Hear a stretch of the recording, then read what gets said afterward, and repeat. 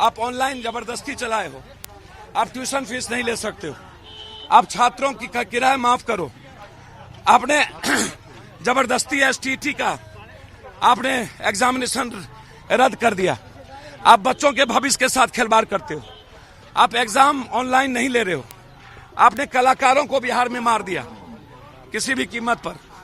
आप कलाकारों को आपको 10,000 रुपया देना पड़ेगा। बच्चों, ये मिडिल क्लास के परिवार पर जो आप भार बन रहे हो, स्कूल फीस से, ट्यूशन फीस से, मिडिल क्लास के बच्चों कहां से किराया देंगे, पुस्तकालय चलाने वाले कहां से बिजली बिल देंगे, और ये जो छोटे दुकानदार है 3 महीना दुकान रहा तो उसका बिजली बिल कहां से होगा, उसका EMI क्यों देगा।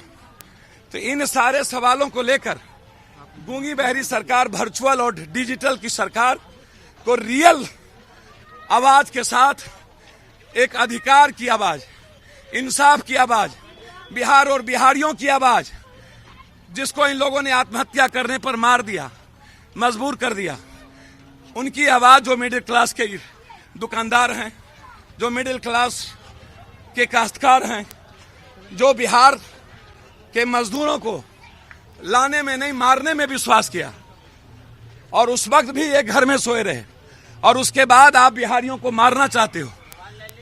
ये बिहारियों की आवाज है कि इस मसाल, ये जो मसाल है, ये बिहारियों का मसाल है। ये जो मसाल है 15 साल के कुशासन के खिलाफ, ये मसाल आम आदमी के हत्यारे जो सरकार है उसके खिलाफ 86 दिन तक मुख्यमंत्री नहीं निकले। आपको परमिशन नहीं दिया गया? इस बारे में मुझे कुछ बोलिए जी, आपको परमिशन नहीं दिया गया? कारगिल चौक से आप निकलने वाले थे। कोई बात नहीं, हम यहाँ रोड पे नहीं जाएंगे।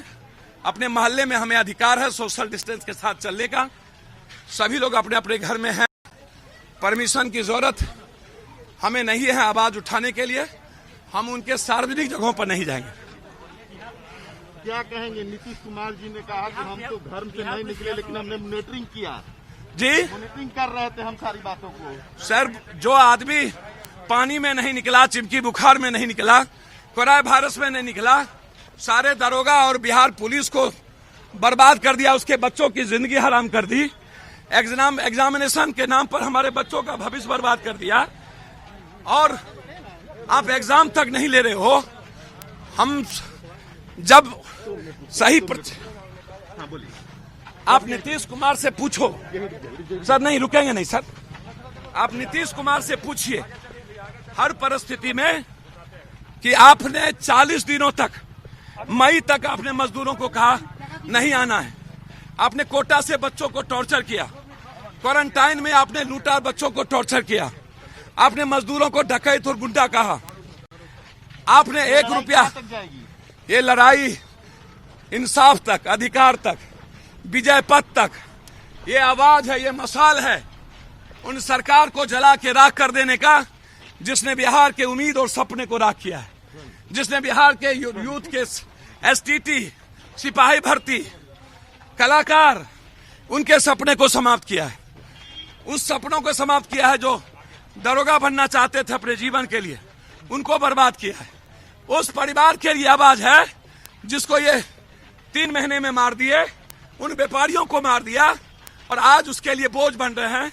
जब तक हम इन सिपाही भर्ती बच्चों का इंसाफ नहीं मिलेगा, तब तक, जब तक इन व्यापारियों को इस और छात्रों के किराए माफ नहीं होंगे, स्कूल फीस माफ नहीं होंगे, तब तक हम चैन से नहीं बैठे।